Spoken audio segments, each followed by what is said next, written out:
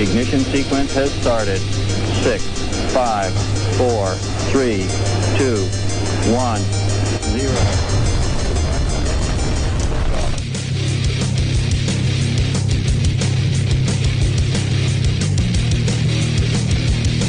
You have entered Untold Radio AM.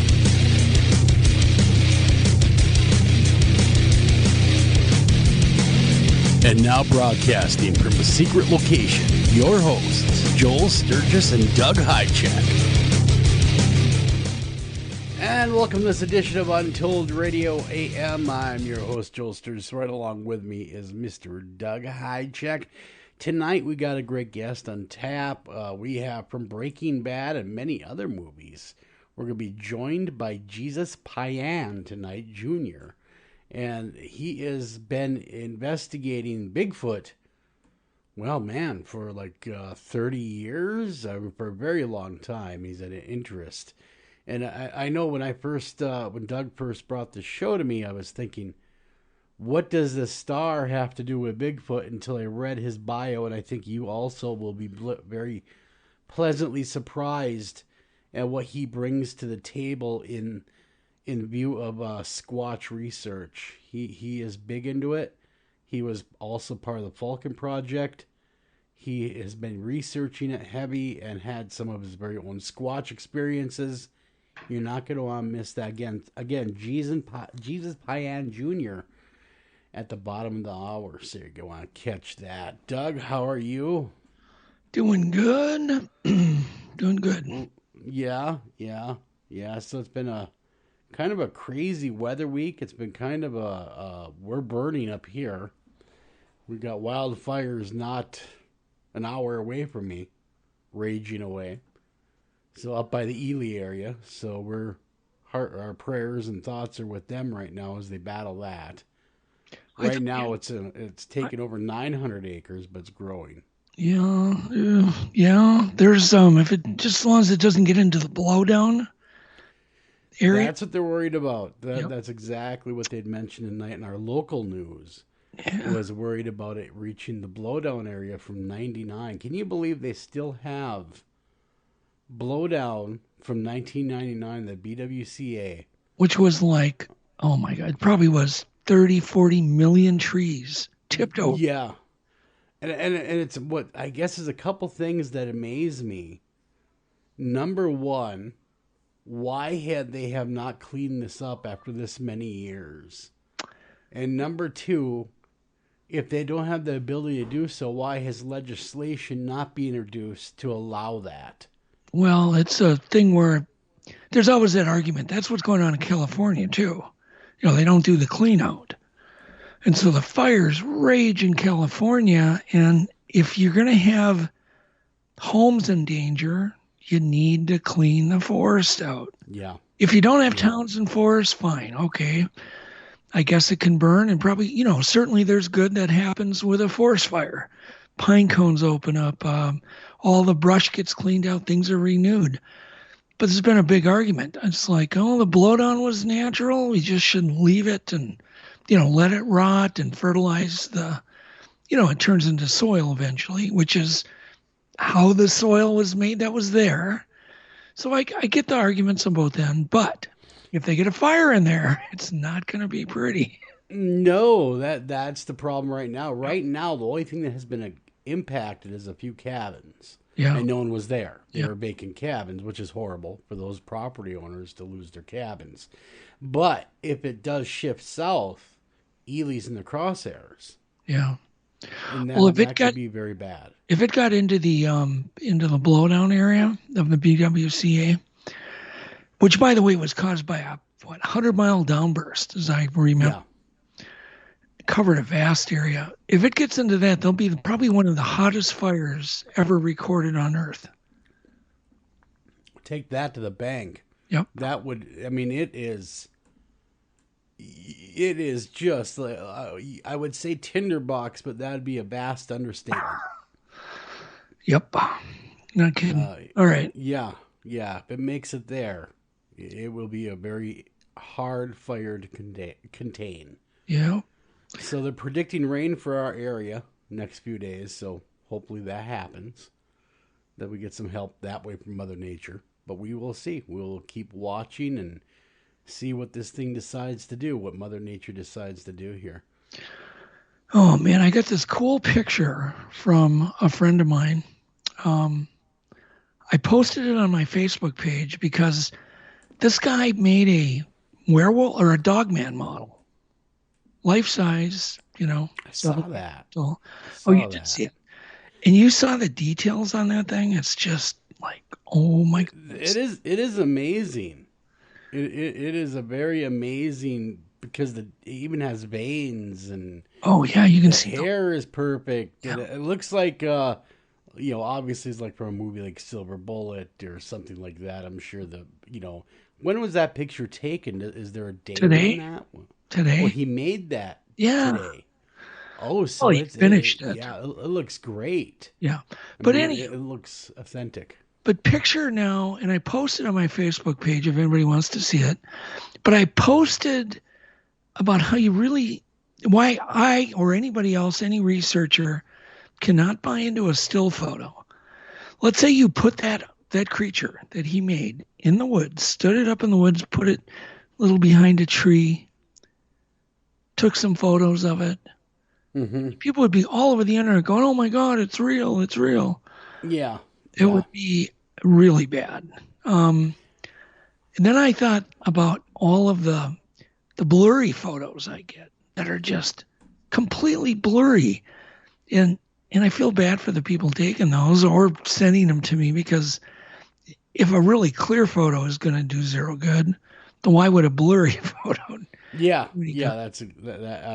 I'm looking at the picture right now of your friend and what he's made, and yeah, if you were in the woods, and your mind wasn't on this person's planted this or this person's made this, you would believe that was the authentic. Authentic dog man, or just a photo of it in the forest. But it brought me back thinking about probably one of the greatest hoaxes that I've come to the conclusion is a hoax. It's still debated, because that's what great hoaxes are. They're debated forever. Mm-hmm. And that's the Minnesota Iceman, which I know you know about. Yeah, which now you do bring that up, and that is still hotly debated, like you said, to this day.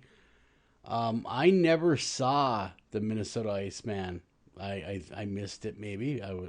What was in the 70s when it made its initial run? No. And it made its debut in 1968. I was still being thought of by my parents at that point, so I missed that debut. But other people that have seen it, there's two camps out there that I've encountered talking with people. They believe it's 100% legit, like that was a Bigfoot. I know it's a Bigfoot. The thing was real. Others said it was roadkill. And so there really doesn't seem to be a gray area there. You either believe it or you don't. Well, question. You got to back up. Sir. You just said one thinks it's roadkill, and one thinks it's Bigfoot. What about the latex? Yeah. This is what I'm bringing up. Okay, so I have a story. I not only did I see it in 1968, I studied it. I was there for hours and hours in 68. Looking through the ice, going over that thing like a fine-tooth comb, because I was skeptical. Even at I'm 10 years old. Well, sure. I'm really skeptical. And there was one thing that I zoomed in on, and that was the forehead of the creature. So let me explain. So there was a real eyeball in there that was partially coming out of the head, but even I, at that age, had seen animals getting butchered, thinking, well, you could just take a butchered, an animal, a pig, or some other animal, and put their guts in the ice. Yeah. How brilliant would that be? So I'm 10, and I'm still me. I'm still skeptical, very open-minded, very interested, but skeptical. But I zero in on the forehead, and on the forehead, the hair looks too spaced out. Okay. Like, human hair, it's pretty, the pores and the hair follicles are pretty close together, pretty consistent. I mean, there were hairs that were a half inch away from other hairs. And then through the ice, the magic of magnification in the ice, I could get a really good look at one pore. And there I could see the big dimple, the crater created by the poke awl that you would poke it in with in the latex. And I could see this really crude looking thick hair coming out of that pore. And I went, even at that time, that was it. It's a hoax. I look at my buddy, look at this. I pointed out, this thing's not real. But so that's the end of that. So years later, I go to the fair every year and bring a friend, show him the flaws in it. Every year it's a little bit different. Obviously, I'm thinking, if it's a hoax, he's not going to keep this thing refrigerated all year. He's going to thaw it out. He's going to redo the guts. Everything was different. The eyeball was in a different location. Some of the entrails were all totally in a different location. And I'm thinking, okay, it's another clue. But then in 1970, probably would have been 70, let me think, when did I get my driver's license? It was literally weeks after I got my driver's license. I went down to Winona on just a road trip, just to get out of town. Mm-hmm. And me and my girlfriend at that time are coming back from Winona. We go across the river to the other side, to the Wisconsin side, to come home because we don't want to take the same way, back that we came. And there's a big sign that says antiques. And at that time, even at a young age, I was doing some restoration of antiques, like antique refrigerators, trunks. Mm-hmm. So I pull into this farm, and I'm like, and there's this old guy sitting there in a lawn chair. I got my girlfriend. We get out of my Mustang convertible, and he immediately ignores me. He starts hitting on my girlfriend. This older hitting on your girlfriend. Yeah, so that's fine. It's walks right by you, goes right to the girlfriend. Oh yeah, he's just he's a charming guy, very charismatic, and he knows where the money comes from. Yeah, exactly. He's just hitting on her, and when I mean he's hitting on her, he's flirting. He's just. I'm like, I don't even exist. Like, I do not exist. So I start wandering off, and I wander off into a barn because after all, he's got a big sign. Professional sign that says antiques for sale. So I'm looking for these antiques. So I wander off into this barn. Maybe I shouldn't have gone because the door was closed. But I walk in and there is the coffin, the Minnesota Iceman coffin. And of course, there I walk closer and I'm like, what the heck? And I can see the refrigeration units in disrepair. The glass is cracked and laying off to the side. And there lies the latex dummy. Okay. And that's fine because he had a story that he had replaced the original with a latex dummy. But here's the difference. I'm now going for that same exact pore in the forehead that I still remember. And I go up to it and I'm looking and I'm going, oh my God, this is Frank Hansen's house. Right? And I'm feeling like I shouldn't maybe be in this barn. Well, but so you snuck in when he was preoccupied with the girlfriend. Yes. So there you go. Could you imagine, though, just hypothetically, if you would have had a cell phone camera at that point and access to social media?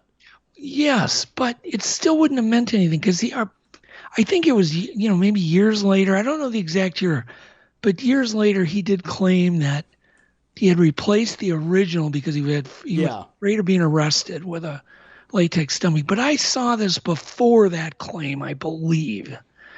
But even it didn't matter. The pore and those pores on the forehead that I just studied for hours and hours, remembered those exactly, went right to it.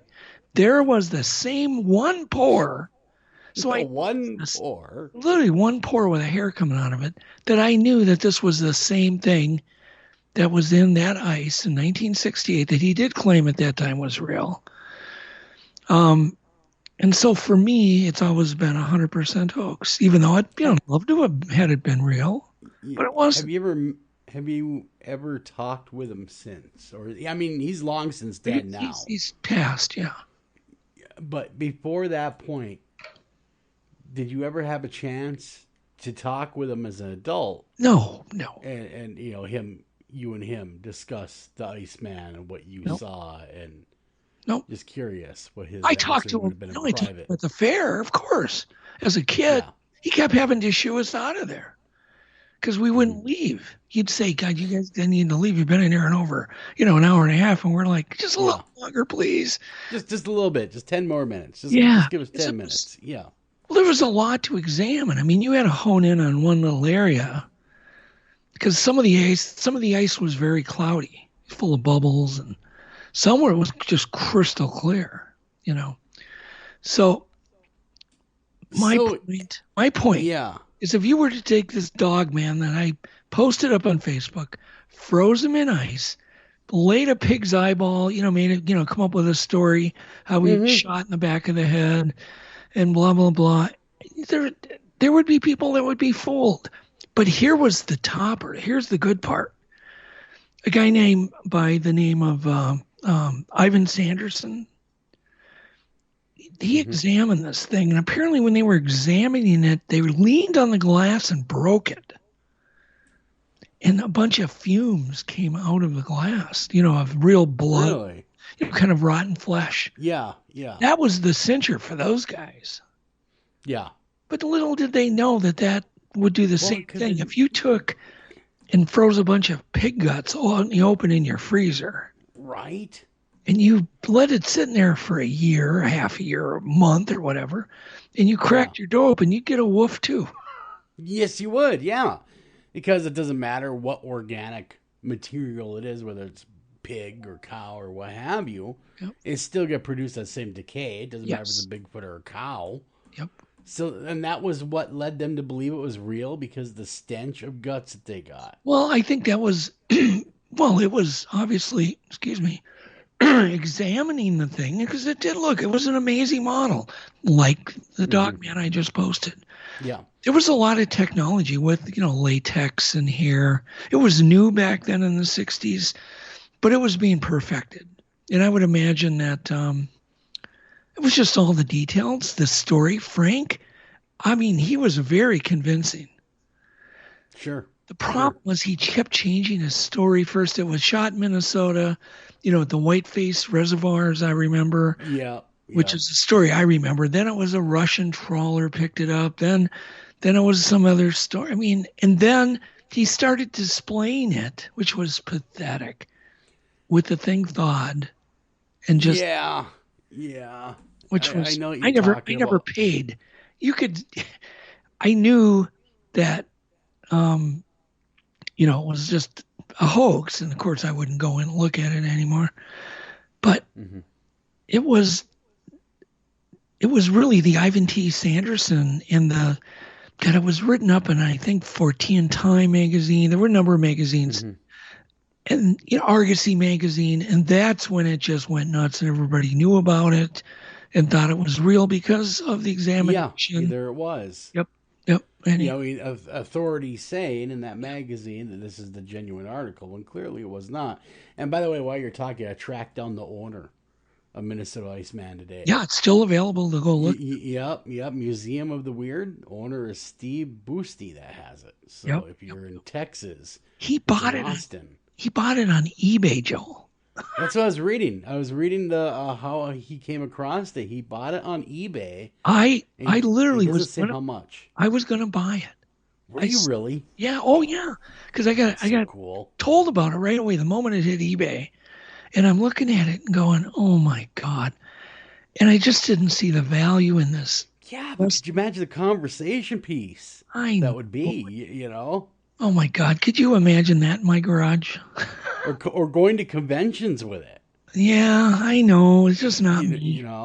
As not so much as a Bigfoot, but as a representation of a hoax of a Bigfoot. Right. Things that people have tried in the past, like a history of the hoaxes. But what kills me is people still think it's real, and I'm just There's a lot of people. In fact, I know one gentleman that I talk to on a regular basis that absolutely swears up and down that thing was real. Yeah. And he won't, it's real. And you can't change my mind no matter what you say, which is fine, because there's going to be your believers, you're going to have your non-believers. It doesn't hurt. I mean, it kind of does, though, because in a way it kind of cheapens the field of research, right? If you accept the hoaxes as real, well, that would mean that you're opening up that Pandora's box to other hoaxes to claim that they're real and be accepted. Yep. I understand that part of it, but I also understand the fun part of it, too. Well, here's a great story. I went to the state fair literally every year with my friends. Parents didn't go. They would bring us, drop us off, give us $10 for the whole day. Yeah. Here you go, you're out, and kids get out of my hair kind of thing. Pick us up. And we would spend the whole day. And we'd go to the races, and we'd go see the Minnesota Iceman and eat a bunch of corn dogs and whatever. But what the heck? Now I forgot what I was going to talk about. We were talking about the Iceman still. What the heck? My mind just wandered off. It just wandered away. It wandered off. Talking about it real or not real? I don't know. Oh, here. This is where I was going. When I first saw the trailer with, come see this thing, and they had like those bullhorns, announcing what it was. These freak shows they had at the Midway. Yeah. But it wasn't in the Midway. It was off the Midway. It was more towards Sideshow Alley, I bet. It was more towards where the Mexican village is now, in that area. Okay. But anyhow, when I saw that, I got so excited because my uncle had told me a story about him on a hunting trip where he had an experience with a Bigfoot. Really? Which was literally just a knock on the door or a bang on the door on his camper. And he opens it up, the camper door, because he grabs his gun, opens up the door, and he claimed there was a Bigfoot standing there at the door doing a hand gesture towards him. Like a communication gesture. Yeah, like a hand gesture. This was my uncle. Now, whether he was telling me the truth or I was just spinning some yarn to a little kid, I don't know. But he told me that story. Was he flicking him off? I mean, pardon? Was Bigfoot giving him the finger? He opens the No, door. he was trying to get him out of the trailer, like beckoning him to come out. Oh yeah. I'm glad your uncle didn't come out of the trailer. Then. No. Oh hell no.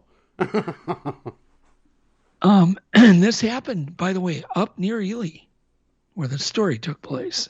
Gotcha. And so, when your uncle tells you a story like that, you believe it. You take it to the bank, my friend. I'd say to the bank. Mm-hmm. And it's deposited. Right? So when I saw the Minnesota Iceman thing, I didn't go up there like a skeptic. I went in there as a little kid, 10 years old, but I wasn't a dumb kid. But I went in there with inquisitive you were. I was inquisitive, and I was, and I also, by the way, family in the rubber business, dealing with latex, dealing with all these things. I just kind of, and then the other thing, my sister used to make me, she used to try to get me to play with her dang dolls, right? And I'd look at those doll heads, and I could see the hair with the big, they were almost like die-cut holes. Yep. The hair sticking in the old dolls. Yep. And I'd look at that, and I'd throw the doll back at her going, it's gross. I didn't want, it's like, I'm not your little sister. But it made you think of the Bigfoot. But eventually I used that doll knowledge of looking at that grody looking. Yep. You remember, you know what I'm talking about? Way back. I know exactly. I have 3 sisters. I know exactly what you're talking about.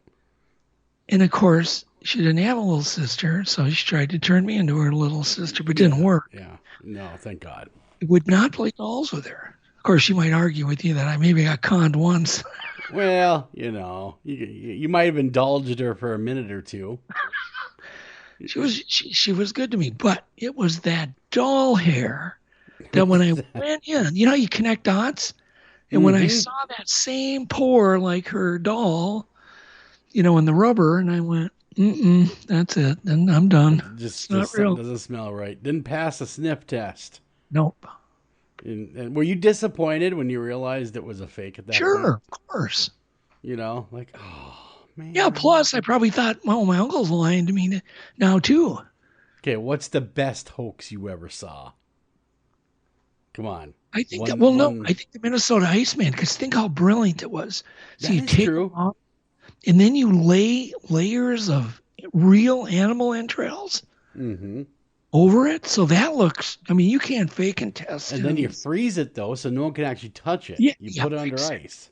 It was brilliant, Frank. And literally when I met him, and he was so charming, and his brain, you could tell his brain was going a mile a minute. He was like the P.T. Barnum of the Midwest. Oh, my God. And I thought, yeah, it's brilliant. Just absolute. He made you, are you saying he almost made you want to believe? Oh, God. His charm. I mean, well, it was the story and the loudspeaker and the narrator, and yeah. 50 cents to come look at this thing or whatever it was. Yeah, 10 the cents. environment of it, too. You got the fair energy that's going on. And there you are. You're looking at it. People are oohing and eyeing and taking their pictures with it. Okay, Joel, they had a dead whale in a trailer called Little Irving or Big Irving. And they would charge people to come look to see a dead fish? Dead whale. Well, they're not fish, they're mammals. Well, I understand that. They're mammals. But yeah, dead whale. And it was so dead. Of course, I got suckered in one. How dead was it? No. To go, and it's all like wrinkled up, and it's like you can't even tell what it is. The things during the golden era of the state fair. Yep. Yeah, the things that they would show. Things they never show today. Man, I miss those days, though. I do.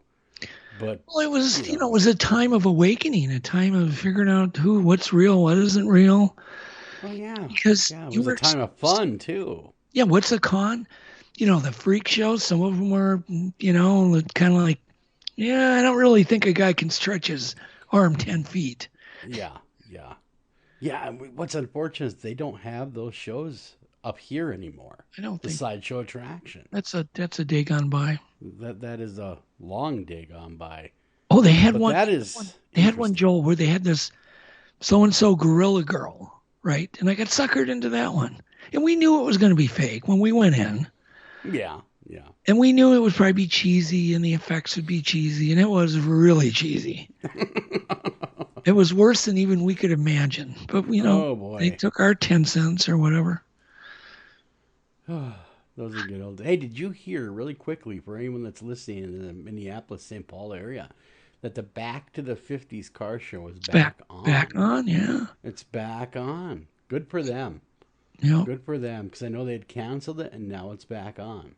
No, it wasn't canceled. It was just a disagreement from all of the things the commissioner of the fair. Yeah, something to do with you can only have 10,000 people there or something like that. I heard all about it. Yeah. Especially me working in the auto industry now, I heard all about it. Yeah, and I've got a booth there, and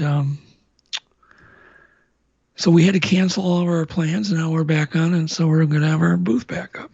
You gonna show a car? No. No. You should. I could. You should. I should. What's the sense of going to a car show and not bringing a car? Well, we're doing other stuff. Like? Well, why don't you come and find out? Maybe I should. Maybe I should come help you at your booth. Yeah, there you go. Yeah, I'll give you a hand at the old booth there. All right. People come in just for me. Better watch what you say. Right, because now I'm also the announcer for WGW Professional Wrestling coming up. Oh, WGW? Yeah, it's a charity event. You can come see, like, the old-time wrestlers they're still doing it, so it's for the anti-bullying cause that's out there, so that's coming up too. So if you guys are interested in pro wrestling at all, come see me do the ring announcer bit, the big boy stuff. Like so we only have 1 minute left. Jesus is coming on. He is a really super nice guy. I really like him. Yeah, I've had a lot of long talks. Yeah, Jesus is okay with me. Yeah, Jesus is all right with me. And it's not pronounced Jesus because no, it's not. No, definitely. So we're gonna get out of here, and we're gonna bring Jesus on not that Jesus, the Breaking Bad Jesus. So don't get too excited. But he's a big deal, don't get me wrong. But we'll be right back right after this. Don't go anywhere.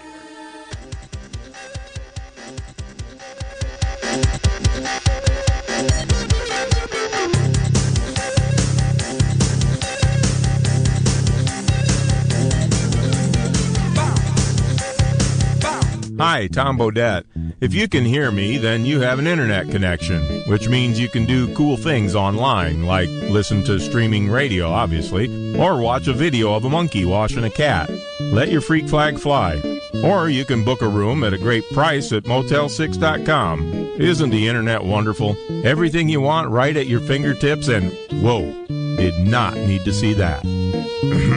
I'm Tom Bodette for Motel 6, and we'll leave the light on for you. Unexpected reactions to smart financial decisions brought to you by feedthepig.org. Well, I finally did it. My student loan is totally paid off. I can't believe it. I can't believe it either. I paid more than the minimum each month, and soon enough, it was gone. So you're just giving up? Giving up on what? The life of luxury. Egyptian cotton, caviar Thursdays, designer everything. What are you talking about? Our plan. What happened to winning the lottery and mastering the art of the perfect mimosa? Hosting galas, wearing enough jewelry to require a bodyguard, vacationing in the French Riviera, and then buying it. I just thought maybe it was time to prepare for my future. You know, set some financial goals, make some smart investments, open a 401k. Financial goals? Investments? A 401k? You are horrifying right now. Listen, if winning the lottery were easy, everyone would do it. When it comes to financial stability, don't get left behind. Get tools and tips for saving at feedthepig.org. This message brought to you by the American Institute of CPAs and the Ad Council. Northern Tool and Equipment. So me and the boys head out to tailgate today and find some other fans in our spot. Well, it happens. Cheering for the wrong team. Oh, this is war. Even worse, they've got this couch set up and everything. A couch? Yeah, it's sectional. All right, first thing, don't ever use the word sectional again. Done. Second, I want you to grab a 4,700-pound tow chain with J-hook and grab hammer. Throw that on the back of your truck. Got it. Now you're going to Hail Mary the J-hook over the end of that couch. Time to find a better spot for your new friends. That should do it. There's no problem a little horsepower can't solve. Northern Tool and Equipment. Taking a family of 5 to the amusement park can cost a small fortune. Oh, yeah. So to save some money, we thought, hey, let's bring the amusement park to us. Yeah. Go ahead. All right. Step right up, young man. Are you ready to ride the wacky waterfall? That's just the bathtub with the shower head running. Nope, it's the wacky waterfall. It's the shower, Dad. Waterfall. Wacky. There's an easier way to save. To get a free rate quote, go to geico.com. Then buy online, over the phone, or at your local Geico office. Green light. Hey, girl. School zone. I'm getting hungry. Car changing lanes. You want to meet me for pizza? Stop sign. Intersection clear. Yeah, street. Pizza sounds good. Ballin Street? Girlin Street! It's hard to concentrate on 2 things at once, like texting and driving. Stop the text, stop the wrecks. How will you stop texting and driving?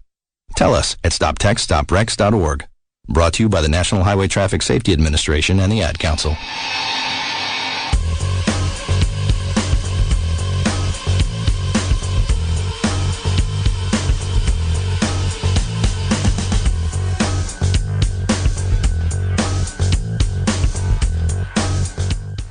And welcome back to Untold Radio AM. I'm your host, Joel Sturgis. Right along with me is Mr. Doug. Hi, check, Doug. You survived. We're to the other side of the break, aren't we? Yeah. Look at us. I did. It's great. I had to run up 2 flights of stairs. I know. You're and out of down breath now. And I'm like, I know. I didn't die. Right. You told me, well, you'll have to run these steps, and you may have to host on your own, but, we'll be fine. Just kidding. Yeah. You made it back and forth just fine. Yep. So we got a great show on tap. I'm really excited, and mainly because I'm a huge Sasquatch fan, as you know, because I host the show and plus I've enjoyed this man's work and film as well. So it's a great privilege. We're talking with Jesus Payan. Am I pronouncing your last name correctly? Payan? Payan. It's like Mayan, but with a P. Okay, Payan. There we go. Jesus Payan is with us. As you know, he is an actor, and he plays Gonzo on the hit series Breaking Bad. and Better Call Saul, also with numerous other movies with Steven Seagal and Mark Wahlberg. However, he has a long time Sasquatch. He has been a long time Sasquatch researcher.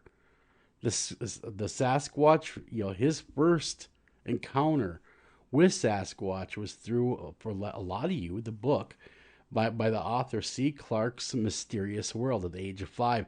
I know that impacted a lot of people I talked to. They bring that book up, by the way, just a side note. In the year 2000, while living in New Mexico, Lincoln County National Forest, he heard his first Squatch making 2 long, haunting calls that silenced the forest. I know what that's like. Whew, send chills down your spine. Thus beginning his lifelong quest to find and understand the reality of the mysterious creature. He was chosen as one of the field researchers for the Falcon Project, and let me tell you, folks, that is an honor and a half right there to be that project. That was a Dr. Jeff Meldrum project, and that was huge. He was featured on Finding Bigfoot on their Four Corners episode on the Upper Fruitland Navajo Reservation, where Jesus threw the first Bigfoot Conference ever on that reservation. Jesus, thank you so much for coming on the show. It's our honor to have you on. Thank you for having me, guys. I appreciate it. Honored. So, you've been an actor for many years. You have a large body of work, and Breaking Bad and all that kind of stuff. But we're really, really interested to hear about that. But man, how does the Squatch fit with a Hollywood actor? I mean, we heard a little bit in the bio, and so you're hunting for Squatches. How do you find time between your Hollywood career and to get out in the field? I mean, that was one of my questions I wanted to ask you, because I know how demanding acting is. Well, the way it worked was I was doing the Sasquatch thing before the acting thing. I started acting in 2005, and because I'm not in Hollywood, I'm in New Mexico. I'm a very specific type of actor that they needed. So I wasn't in every movie. It's only when they needed giant, scary gangster cholo-looking dudes in film, and so I would get a TV role or a movie role, say every couple months. So then, in order for them to save on their budget, they would cram all my scenes into 3 days. So I would shoot all my scenes, 19-hour days, 20-hour days, and have nothing to do for another 2 months.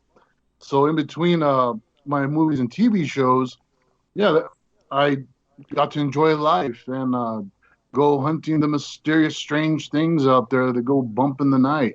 Sasquatch was a big part of it, but pretty much because I lived right by the forest. My mother worked for the forest department. I was always out there in the wilderness. I love being out there, just either way.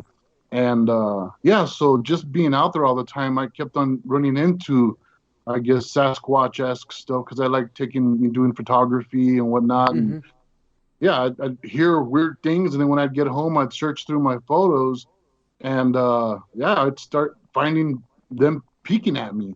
And it just got deeper and deeper. And when they started coming down to where I lived at the base of the mountain, I had to start really go full on research mode. That's amazing. And one really quick question before Doug jumps in is, has your acting career opened up a lot of doors with your research career as well? Because people might recognize you from Breaking Bad and feel more at ease with you, going, oh man, you're from that Breaking Bad. And they'll open up and tell you about their story. That you find that being the case, where they're more apt to talk to you? What happened was I'd be interviewed for one of my movies or my TV shows, and they would ask me, so Jesus Jr., what do you do in between feature films and whatnot? And I would mention what I do, and I hunt Bigfoot.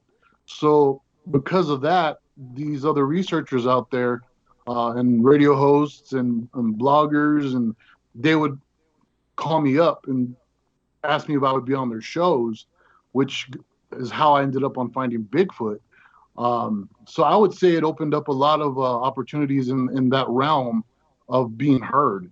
and being known and taken a little more serious, because before it was just that wacky guy Jesus, on set that talks about Bigfoot, UFOs, and whatnot. That is cool. That is really cool. What do you think, Doug? I don't know. I found his story really, really interesting. And I also find it interesting that you hadn't probably hooked up with other stars, because there are a number of other people that are into acting in movies and film that are into the topic. Have you met any other actors that are totally into the topic there? The only actor that showed serious interest was R.J. Mitty. He played Walt Jr. on Breaking Bad. Me and him were roommates in L.A. and he wanted to go Bigfoot hunting. And the other people we know in Hollywood that are into all that, I didn't get to work with. Like Rob Lowe, he's really into it, but didn't work with him. I was going to do a TV show with Megan Fox, hunting for Bigfoot. Also Kristen Renton from Sons of Anarchy. We were going to do a show together and go hunting for Bigfoot. So, that would have been really cool. But unfortunately, the TV gods decided that those things weren't going to happen, and everybody went their own ways and doing their own things. Do you find, though, Jesus, not to jump in on you, but do you find that when the boots have to hit the ground, maybe they kind of back off a little bit? Once they realize, okay, now we actually have to hit the woods. Because we interviewed a comedian not too long ago, super nice guy, big into Bigfoot, but refused to go in the woods because there was a fear of what's out there kind of thing going on. Did you ever encounter that with some of those folks where they're all into it until maybe, we might have to go and get our boots dirty? No, well, like with Kristen Renton, she was all for it. We were planning, before the show even started, she was already planning a 2-week camp out with me. We're going to go for 2 weeks straight into the forest, and just to get to know each other, build some rapport, do our own hunting. She was excited about it. And the producers, they just chose to go a different route, unfortunately, on that one. And then with Megan Fox, also she was really excited about it to go do it. And then unfortunately, but fortunately, Victoria's Secret offered her a gig that paid a lot more. So she ended up doing Victoria's Secret instead, and then now she has some other show she's doing right now. But so they were excited to do it, and like with RJ Mitty, he just never got the opportunity to come out when I was able to do it. So it was just a bunch of crisscrossing of schedules. It didn't work out, But everybody's been really. That's good to hear that they actually want to get out there in the woods, because I've encountered that with some folks, where it was all good until we had to actually go out. And that's good that they were willing to do that. And that's very commendable. How did you run into my buddy over here, Doug? I mean, because in your bio, I didn't get that far. I want to keep it somewhat short. You and Doug, if I understand, are going to be collaborating on a new project. Well, the way that worked out was I've been seeing Doug's Facebook profile for quite a while. It kept on coming up in the Facebook suggestions. But because I'm in the TV and movie world, I've learned that you don't bother producers unless they want to talk to you first, usually, because it doesn't look right. It looks like you're trying to, be like, hey, look at me. I want to see if I can get a gig. So I thought until there was a really good reason to, hit that add a friend, I let him be. And one day he ended up contacting me through Facebook, and we started talking about it all. And yeah, it's been a in my eyes, a great friendship, and I'm looking forward to getting to work with him on whatever we have going ahead of us. Things change so quickly, Yeah, I've got you front and center on 3 projects now. So, yeah, hopefully. That would be great. That's awesome. One of the reasons, Joel, I think that Jesus Jr. is so amazing is when he goes out in the field, I mean, he works his butt off.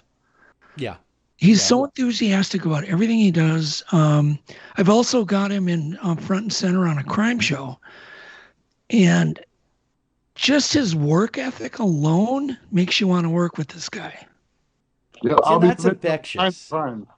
I was gonna say that's the kind of people you want. That's infectious. You know, hard workers and honest folks that, you know, that's the kind you want to align yourself with, Doug. And I've known you long enough. I know you quite well, and Doug is you could do a lot worse than Doug. Let me tell you, he's a good friend and a hell of a talent. By the way, just want to throw that out there. Well, I know Jesus Jr. is taking a little break from TV. I don't think you want to play bad guys anymore. Is that true?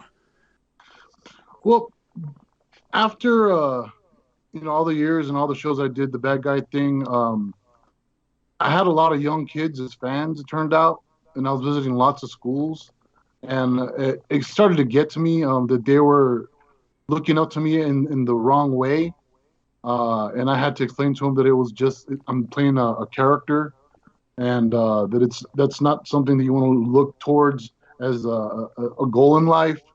And you know, I've done as an actor, I've had the #1 TV show, I've had a #1 movie, I've touched all the things in Hollywood I've wanted to touch, you know, as an actor.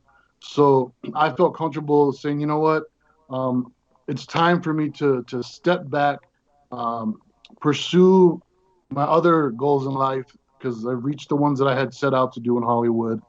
And yeah, I wanted to pursue my research, writing, and getting behind the camera more.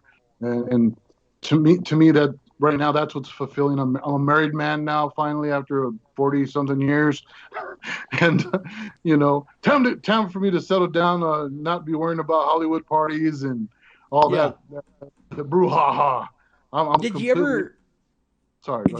Did you ever feel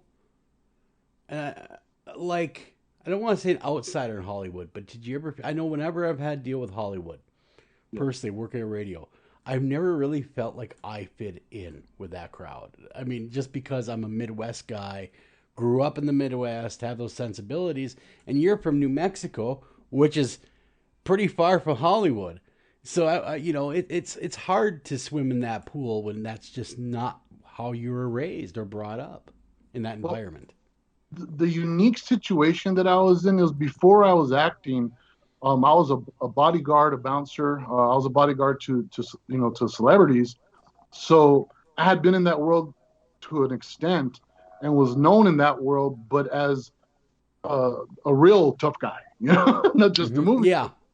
And then because of my isolation in New Mexico as an actor, and I didn't like going to those events and parties. I threw my own events and red carpet events, you know, in New Mexico.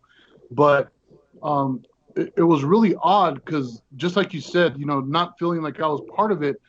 Because when I did Breaking Bad, you know, in the beginning, nobody knew about it. And then it blew up. And later I find out that the Hollywood, like these A-listers and so forth, were my fans. Mm-hmm. And when I would meet them, they were excited and wanted to take a picture with me. And that was just weird, you know, because I was going to say. Yeah, I'm like, you're Denzel Washington, you're Mark Wahlberg, you're, you know, and yeah, it was the complete opposite.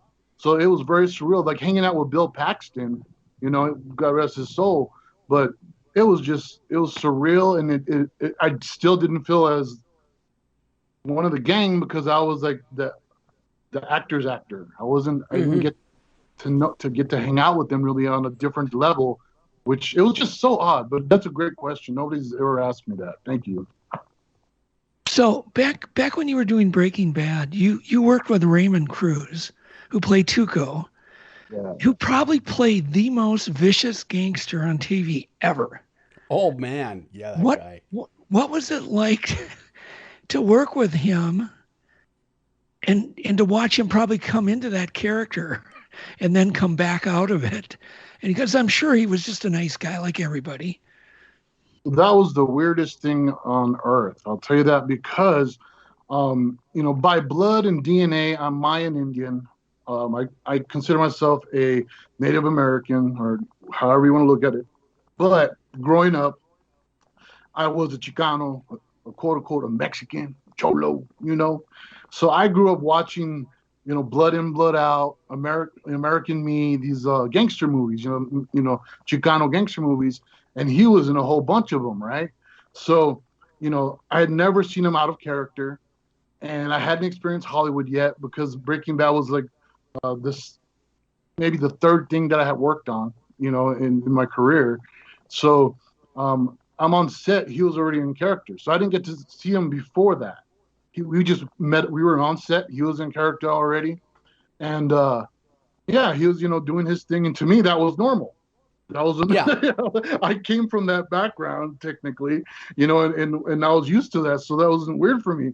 The strange thing was when they yelled "cut" at the end of the day. He said, "Check the gate," and he looks at me. He's like, "Hey, bro, you want to go get some hot wings?" And I was like, "What? You sound like a Ninja Turtle. Holy crap." You know, and it turns out, yeah, he was raised in Malibu, California. He was a surfer dude. You know, didn't grow up in the barrio. Didn't talk like in the movies and TV shows. He was, and he was just nicest guy, funny as heck.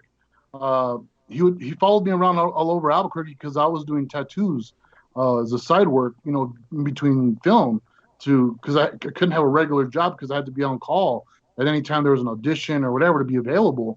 So I was doing tattoos for people, and he followed me all over Albuquerque, watching me do tattoos on people. And he just thought I was the most interesting thing on earth, because when they yelled "cut," I was the only one that walked off set with the same clothes on and didn't take off makeup, and all my tattoos were real. You know? Yeah. You're the legit article as far as that went. The look.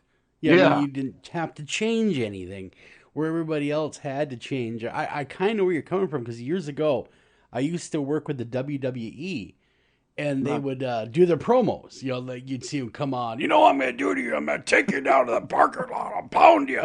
And, you know, they get in that character. And then when they're done their promo, it's like, how was that, guys? Was that good? Good. Hey, how you doing? And the guys get beat up in the ring. They're going out for beers afterwards.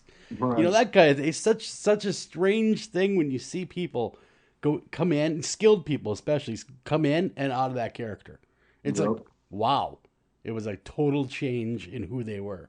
It still amazes me to this day how actors can do that. Oh, definitely. It helped me a lot because I was raised in the military, and I honestly didn't know about race issues until I hit public schools. I didn't know I was a quote-unquote Mexican until I hit public schools. All I knew, I was an Air Force kid, you know? Mm-hmm. And my dad, you know, we were raised, they didn't speak any Spanish to me or nothing. He said, we're Americans. I never knew anything else about that until I got, you know, into public schools and junior high, and everybody was segregated. People started calling me a Mexican. A lot of people hated me. I didn't know why, you know. And on the base I lived on, literally, there was only two quote unquote Hispanic families on the whole base. So there was no one else that I could relate with at all. So that must have been hard. Jesus, that must have been hard. Really hard. Because then when we moved to New Mexico, because I was in Arizona, when we moved to New Mexico and my dad had retired, the cute little street they picked to live on in front of the really cute church happened to be the worst gang-related, Chicano gang-related street that was in that town. And I landed right in it, and I had to survive and adapt to that world and that gang life, and to not be killed. And ended up becoming a fighter and getting jumped by groups and gangs constantly. I'd been shot, you know, before. And that's how I ended up becoming a bouncer at 16, because my life was just completely inundated with violence and fighting. How does the Breaking Bad gangsters stack up to the real gangsters that you encountered?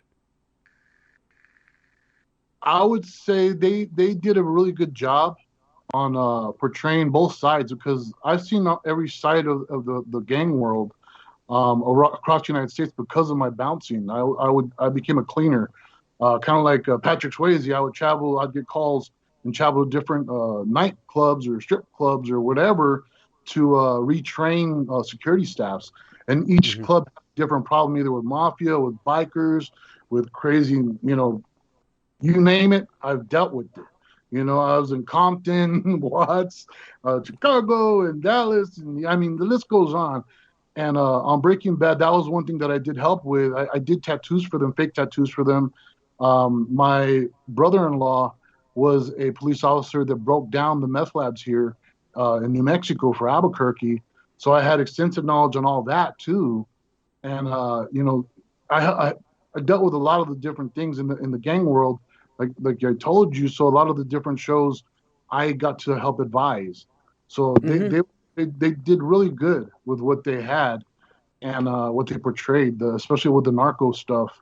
That was really on point. And because I was a detention officer, a federal detention officer in Albuquerque, so I got to see all the bad guys in town, the worst of the worst, from every color, different creed and gang and meth and heroin addicts, and the list goes on. So yeah, I was impressed with their portrayal of a lot of that. It is amazing to me that you've seen that, and you're as well-rounded as an individual as you are. Because that's a lot to take in. That's a lot to absorb in life.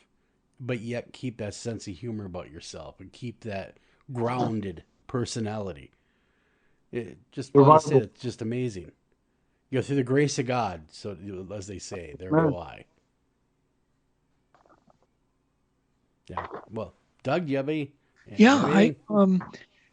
He told me a story, Joel, about how he met Steven Seagal. And so, Jesus Jr., can you relate that story? Because you were actually getting picked on, as I remember the story, by him. Okay, so what happened was this was my first film, and I showed up to set early, and I went to the wrong side of the set. So instead of being where they were filming in the railroad station, I showed up to all the star trailers, that side, you know, at base camp. And of course, at that time, I didn't know what the heck that meant at all. And one of the first AD comes up to me, and he's like, "What are you doing here? Who are you?" And I said, "I'm the bad guy."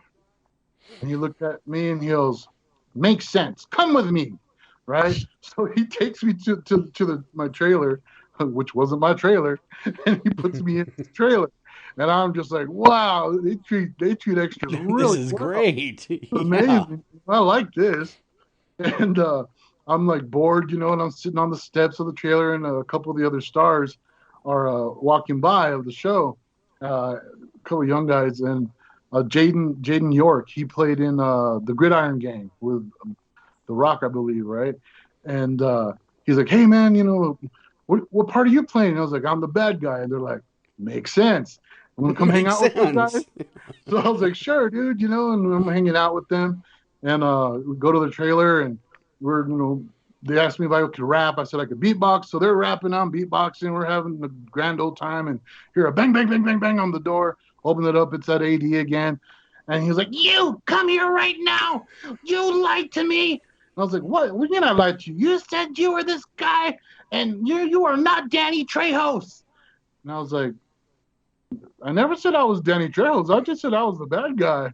Guy called me on the phone and said I was playing the bad guy. That's all I know. He told me to show up here.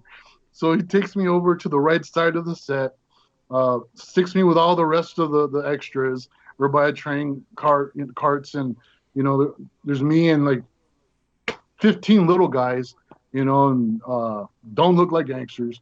And Steven Seagal's off in the distance, kicking somebody in the crotch.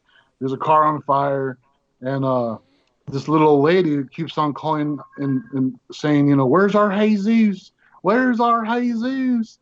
And I'm just looking around like, are they talking about me? You know, what the heck? So I walk over eventually, because her and this guy, which turned out to be the stunt coordinator, they kept on saying that we need our Jesus. Where's he at? Where's he at? Oh, we gotta find him. And I say, "Hey, I'm your guy. I'm your Jesus, Jesus, whatever, you know." And he asked me if I could fight, you know, and I was like, "Yeah." I go, literally the night before, I had got jumped by 3 guys at a party, and I beat the crap out of them. And I told him that, and I was like, "Not a scratch on me." And he was like, "I didn't mean for reals. I mean, like, can you pretend?" And I was like, "Oh, yeah." And, you know, he pretended to punch me and stuff. And He was like, we can work with that. So the little lady goes, you know what, we're going to have the producer test you out. And they call over Steven Segal. And I talked to Steven, and, you know, he's questioning me, and he was like, follow me over here. So we're walking over to wherever he wants to walk. The whole show stopped. There's hundreds of people just staring like, who the hell is this guy? Right? Mm-hmm. First movie, you know, ever been on a set. And he asked me, he was, so have you been trained in improv? And I'm like, I'm doing it right now. Right? And he starts laughing. He's like, good answer. Good answer. I was like, cool. So he stops me. He was like, all right, here's the scene. You're a bouncer. I'm trying to get in your club. You're not going to let me in. Don't yell at me. I'm like, sure, okay. I know those lines because I've been a bouncer for years at that point, you know? Yep. And he walks up to me and he's like, trying to get in your club. And I go, yeah, well, you're not going to get in. I'm pretending I'm holding a clipboard, you know? And he just looks at me and he goes, walks away for a second, turns around, comes back to me and goes, so what do I got to do, pay you or something? And so all you got to do is turn your happy ass around and walk away because you're not getting in my club. What part of that don't you get, man? And he looks at me, he's like, you're good. You're good. I like you. You got it. It's your part, right? So we're walking back and he's like, so tell me, what's your name? And I go, Jesus, whatever. He was like, no, I get it. You're a dedicated actor. That's your character's name. What's your name? And by that time, we had got up to the little old lady again and the other guy, Mike Smith, the stunt coordinator.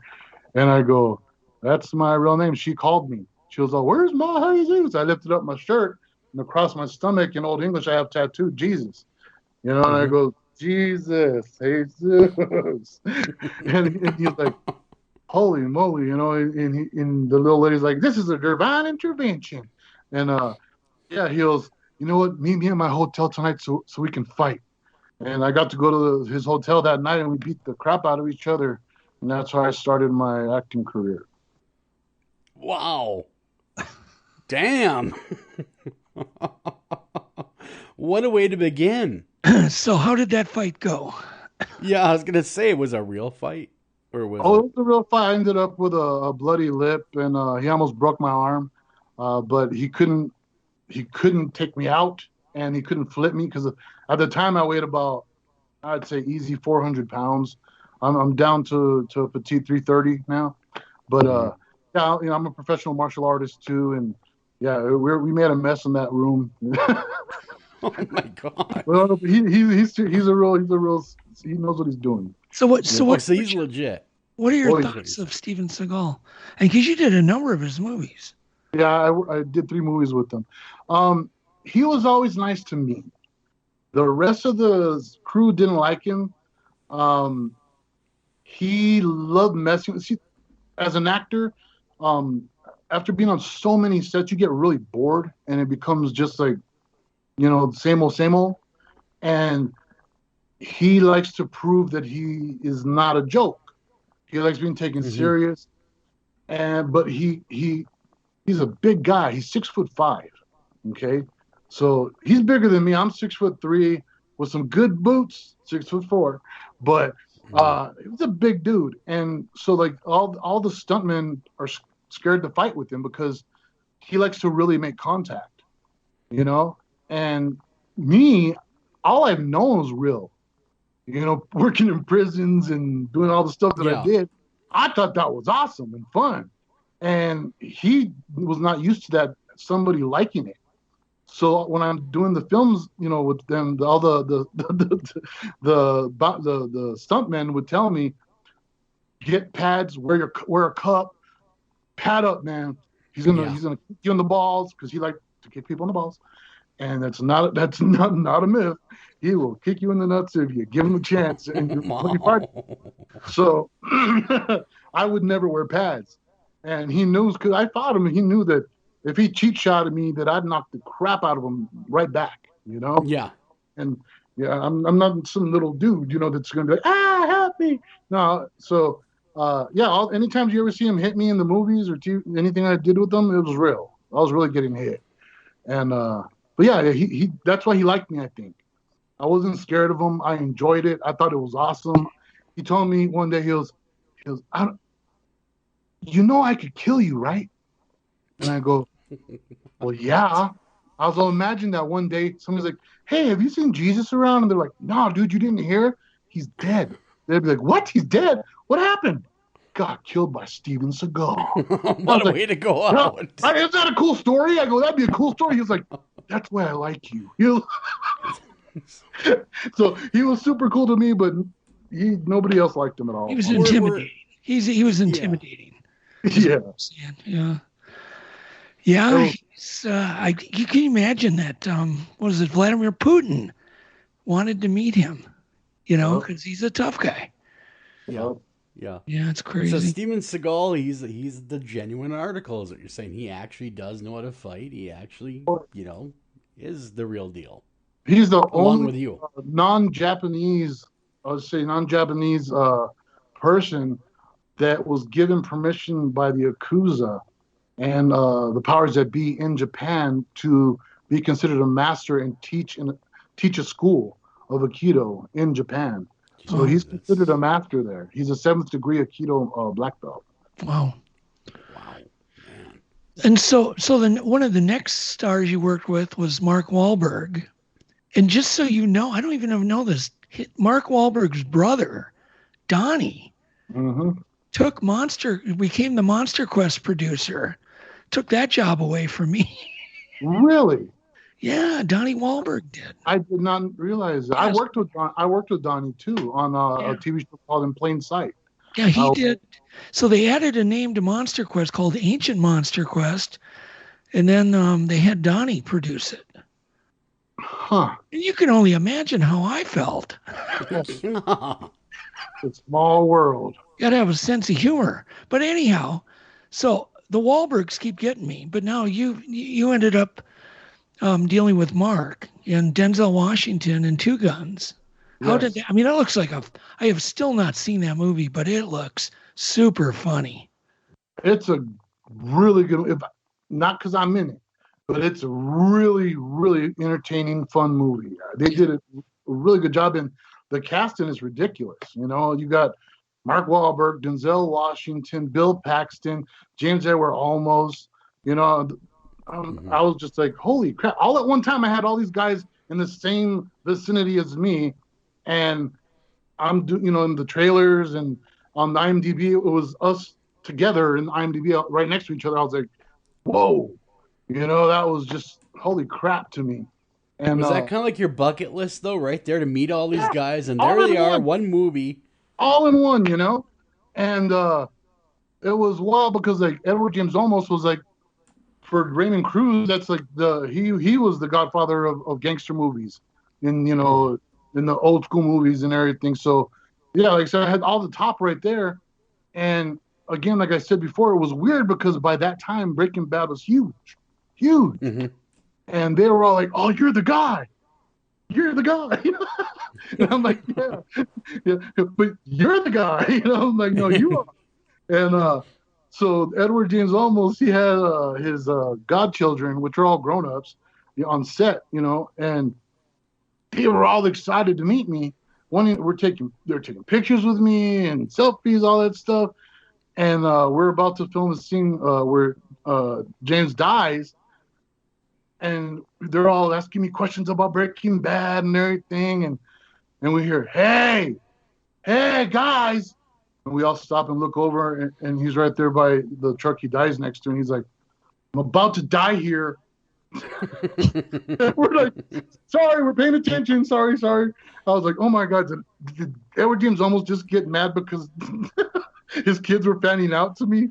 Oh, that's nuts, And with Denzel Washington, he's just super cool guy, And he, on set did, tell all the extras and everybody, don't go talk to him, don't walk up to him trying to get pictures and stuff and everything. And but Mark and them, they all wanted to talk to me and stuff. So I was like, it was okay for me to talk to them. So he was sitting on an apple crate in the middle of everybody. So he didn't want to talk to nobody, but everybody could see him right there in the middle of the where we're shooting. And I like messing with my co-stars. I like having fun. Like I said, we get bored on set. And sometimes they get, in my eyes, some of them need to get brought back down to earth a little bit sometimes, Yeah. And so, I'd go up behind Denzel and I'd scare him. I'd go, I'd come up inside of him because he was like, whoa, man, don't do that. I was like, well, you're just getting a little too cool. I was like, you can't be that cool, man.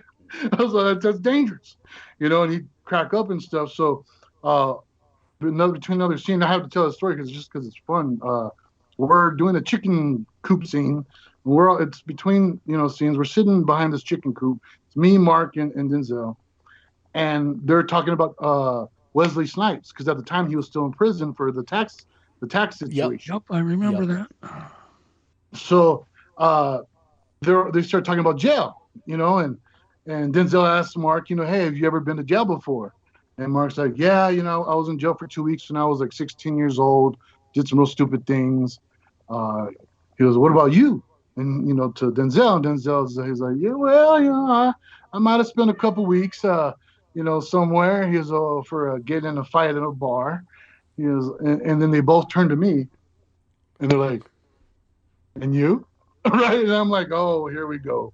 So I tell them, because I've been stereotyped quite a bit. That's why I knew I was going to do good in Hollywood. I've been falsely arrested multiple times, but I'm not a felon. I don't have a crazy record. But I have been arrested on false charges. So I tell them, I was like, well, one time I was facing 76 years, right? And I was about to go into the story, and Denzel goes, hold on. I asked Mark, has he been to jail? He said 2 weeks. He asked me, you been to jail? I said, yeah, 2 weeks. He goes, you can't start your story after 2 weeks with this one time I was facing 76 years. He was like, what the hell? And they called for us to go back on the set to go film. So I never got to tell them my story. But they were really cool people, man. They weren't real jerks or anything and all stuck up. Everybody was real cool. That was a really fun time on that set. So you're saying they're all down to earth. Nobody was like, I am Denzel Washington, kiss my shoes, or anything like that. They were just doing a job on set like we would talk with any other coworker. Having a minute, just relaxing. I only had one actor act like that with me. They thought they were just the cat's meow. Their doo-doo didn't stink.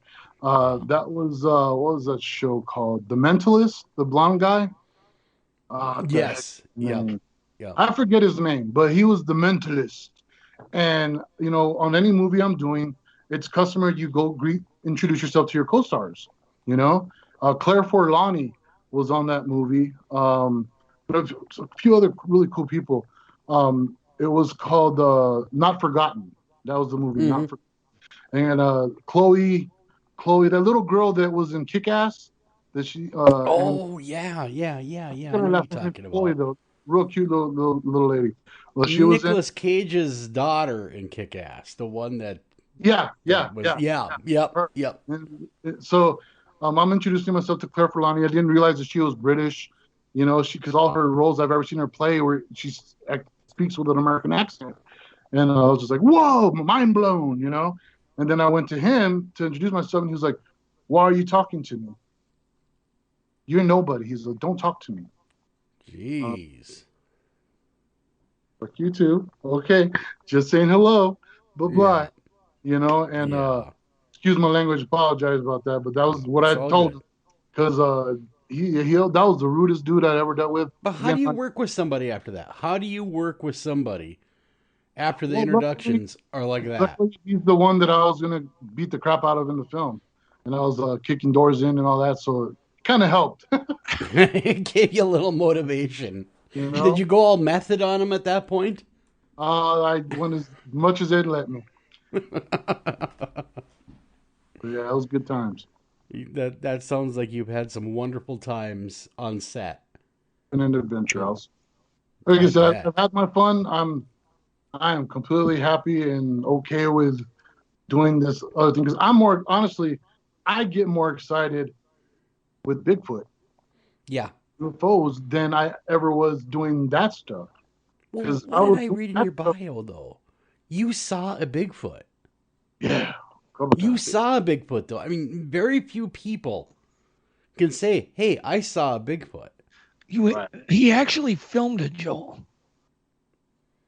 Not only you see the Bigfoot, you film the Bigfoot. That is amazing. You got to tell us that story. We got to talk about that a little bit. All right. What was that like?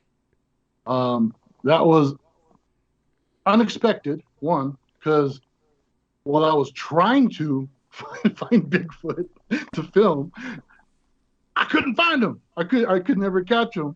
But the one day that I'm not looking for him, and I took a couple off of the res to go shopping at Walmart. On the way back to dropping them off, the guy's wife says, "Hey, there's one right there." And I was like, "What?" I thought she was messing with me. And sure enough, there it was walking. I pulled over, pulled out my phone, and started filming it. Yeah. Was it bigger than you? Oh, yeah. Oh, yeah. I mean, judging by size, because you're a big guy. I mean, you're what, 6'4"? Yeah. So you're in that neighborhood? It was easy. Minimum 7 foot. I'd say more, though. We did do a comparison to where it was and where I was filming from. And it was easy a head taller than me, minimum. A head taller than me. And you could see the way it walked. But yeah, the other time was when I got two Bigfoots looking in my tent. And I got a picture of that too. And the tent, I could stand up in the tent. And like you said, how tall I am, and my head didn't touch the top of the tent. And they were looking down in the tent. So we're dealing with some huge individuals. Yeah. So, yeah. So a lot of people don't think about New Mexico, when they think about Bigfoot. Right. What are they? I mean, explain New Mexico and the areas that you do research in about the water and the forests, because most people who've never been there think New Mexico, they think desert, scrub brush, a lot of the open Navajo areas. Nation. Yep. The nation's out there. Yep. Well, you got to northern New Mexico. That's where you got the Navajo Nation, and you're getting close to Colorado. So you got, Colorado, you think mountains, of course. So you've got some mountains over there, the Kuchikai Mountains. So it's not that weird over there to think maybe there's a Bigfoot, but it's an immediate, abrupt change to desert.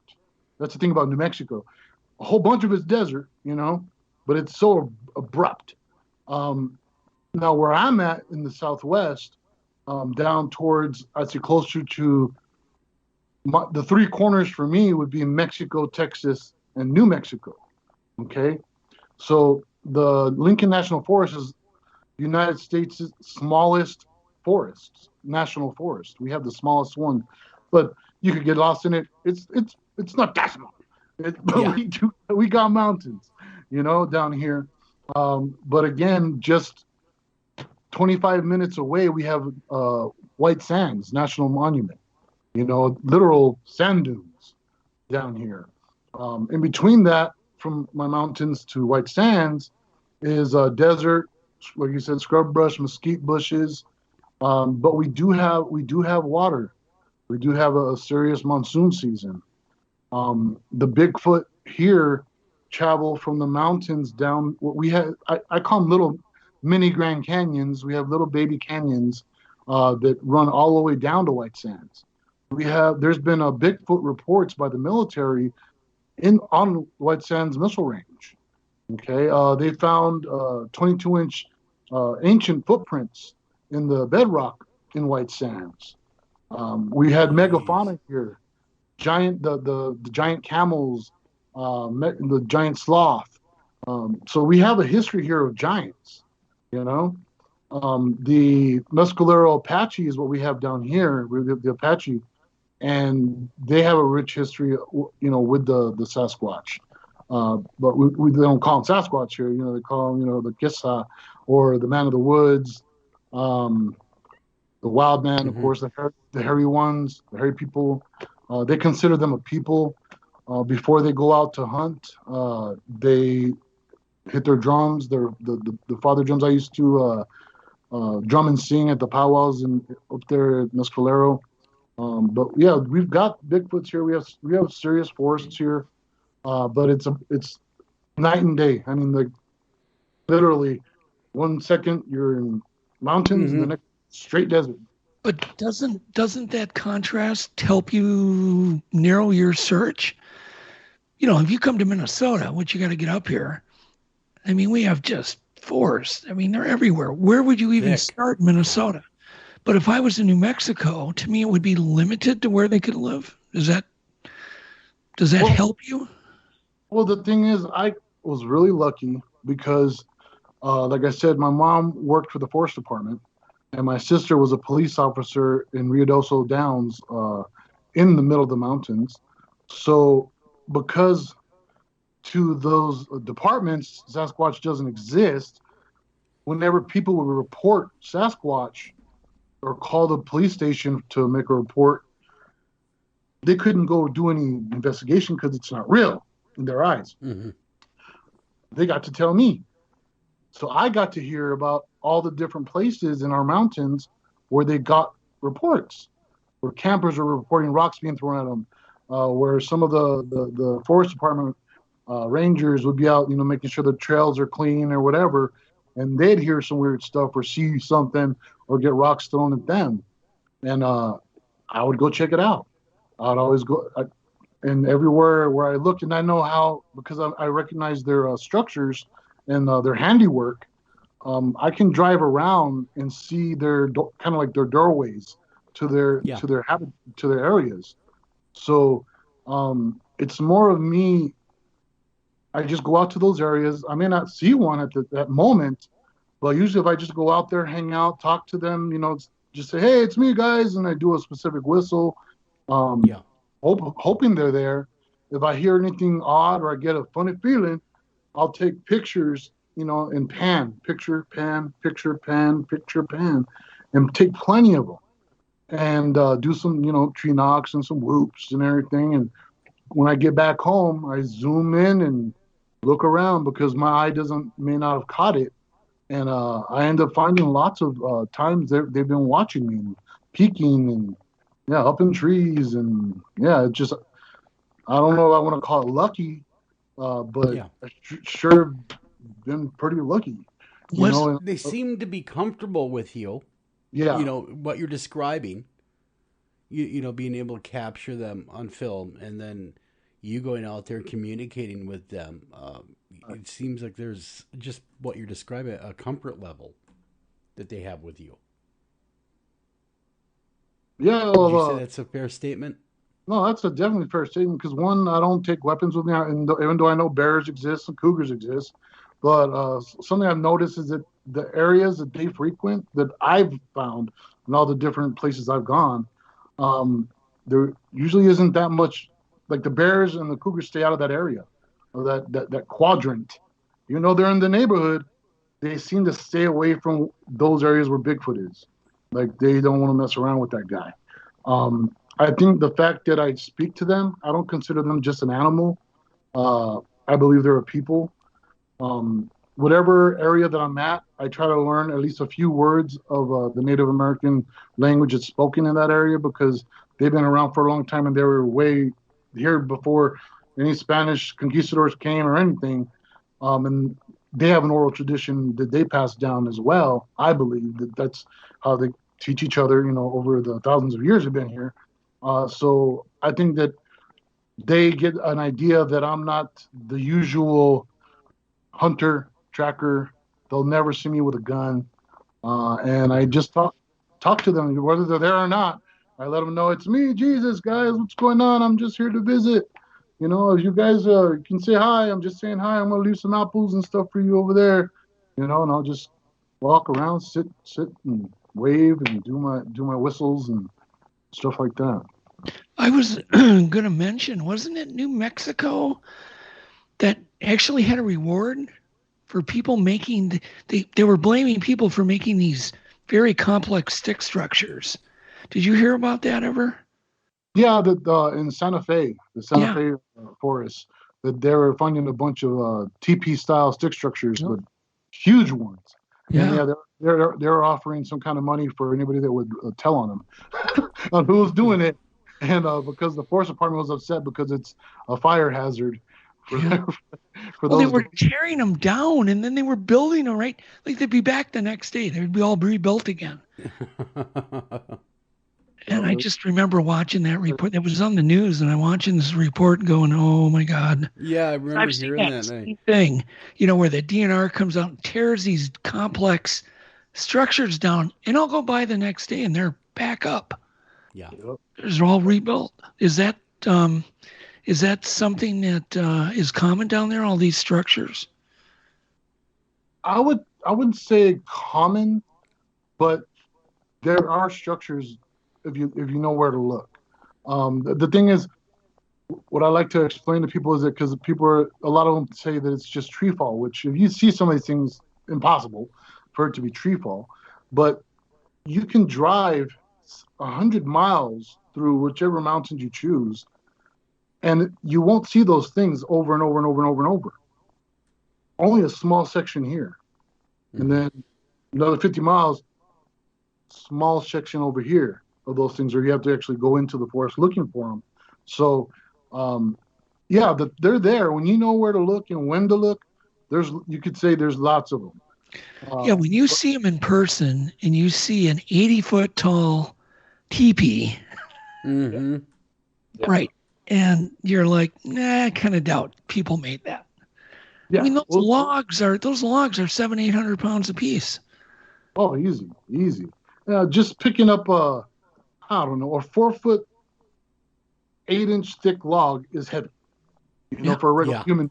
When we're dealing with whole trees and root balls being pulled out of the ground, and there's a lot of researchers that are adamant about those are not Bigfoots that are making the trees like that. It's either human interference or tree fall, snowfall. And they are steadfast on that. So, if I might interject, for someone to move that size of a tree, it takes equipment to do it. Oh, yeah. There would be tracks left. There would be marks. I'm familiar with logging equipment. I live in northern Minnesota. I'm around it a lot. Down trees to get to those trees. Exactly. So I don't buy that because I've heard that same argument because I've come across them where I live. And people are, that somebody built. No way. No way did they take this giant Norway pine, a bunch of them that are 80 feet tall and are 6 feet around, some of them, and pick it up and move it around. That was not a human being. No way. Definitely not. Well, and there's the tree twists when they twist the trees.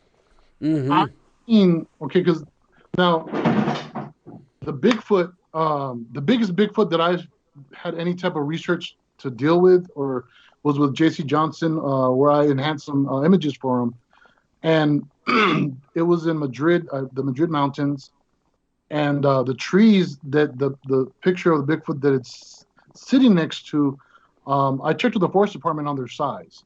So the smallest ones you're going to run into are 8 feet tall. The full-grown, the junipers and piñones trees were on average 12 foot tall. This Bigfoot is sitting down, okay? And the trees only come up to its shoulders. Sitting down. Jeez. Okay, so that's really big. I can't tell you how tall it was, but if the minimum is 8 feet tall for a full-grown tree, is at the shoulder of it sitting down, we're talking double the height easy. Okay? Yeah. So when I'm seeing trees that have been twisted that are easily 8 inches in diameter, and they've been twisted. It's one thing for the little branches. I was like, it's a little branch. I can see them twisting that. But full-grown trees being twisted and just holy crap. And I know what trees look like with that have been hit by lightning. Like I said, my mom's been working for the forest farm for over 20 years, and I took all their classes. I go out in the forest. I help, whenever I could. I was out there learning everything I could possibly learn about the fires and how they start and what trees look like when they're just, being cleaned up for the, to stop fires from happening. What the hot shot crews and all the other fire crews do when they're marking trees, which ones are going to take down, which ones they move. And when I'm out there in the forest and I see certain things, those are the things you ask yourself. One, can a human being do that? If a human being could do that, why did they do that? Did Right. this person travel 10 miles into a mountain range and set up this structure in hopes that one day, 1 year, somebody's going to come upon it and be like, hey, man, I think that's Bigfoot. Yeah, right. Yeah, it's just implausible. It makes no sense. There's a giant X, okay, up in Bailey Canyon where I'm going to be going, in a couple weeks to do another expedition. There's a giant X, 2 trees that didn't come from that spot. They didn't get knocked down there. And these are huge trees, 2 feet in diameter, minimum, easily 30 feet, 25, 30 feet tall. There's about maybe 8 feet above my head before the actual crisscross meet of the trees. Okay. Yeah. On the side of the mountain, where there's no road to go up, no crane could have gone up there, no human being could have picked it up, And I've taken a few people up to those mountains where I've had a bunch of these sightings, and I tell them that I go, hey, if you can figure out how this was done, hey, you got every more power to you. You're right. It's Bigfoot silly. I go, but if you can't explain it in any way or form, keep an open mind. Yeah, because I know, like, we've been talking, and I've come across a lot of these structures, especially I'm a deer hunter. I hunt, I'll get out there, and that's, you see the oddest things, and you just know there's no reason why a human being would show up and make this teepee structure. I mean, you hit the nail right on the head. Why? Well, what would be the motivation to spend all that time and energy to do that? So there's something to that. And no one can disprove it either as much as prove it. So until then, something's out there doing this. And I'm thinking it's Bigfoot, and I think it's more than one. I believe that there's communities of Bigfoot. And these very well could be their road markers. We're going this way. Follow this. This is where we are. That's what I believe they really could be, a lot of these teepee structures. You know how people talk about there's no bones, right? Okay. I've brought this up to Doug before. I got a clear overlay because I researched giants, and I got a clear overlay of in North America. You can do this everywhere else too, but of all the areas where they found giant bones, since the 1700s, 1800s. Was it Hugh Newman and I forget the other guy's name. They do a bunch of stuff on TV, about giants, right? Mm-hmm. Conferences and stuff.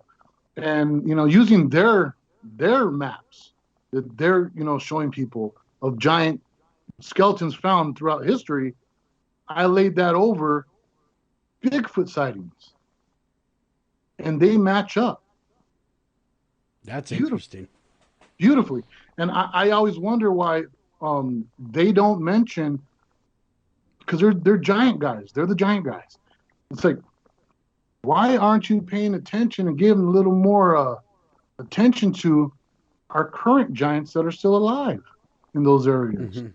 Now, if you believe only that, Bigfoot's a giant monkey, giant ape only, then okay. I understand, because these ones that they're finding, they believe are not apes, like hominids. They think they're just regular looking people. But a lot of these giants that were found, they had a lot of red hair all over them. The Lovelock giant, also covered in red hair. A lot of them have different, their skeletal structures completely different than a normal human being that's just large. Mm-hmm. I saw one of the pictures from today. I was watching one of their conferences, and the skull that I saw between the nose ridge and the top of the tooth was twice the normal length of a human. And one of the things that we see in Sasquatch a lot is that double space. Those larger features, Yeah.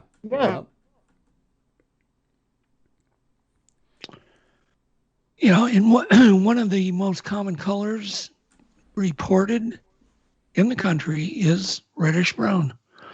It's kind of an auburn color, like an orangutan color. Yeah.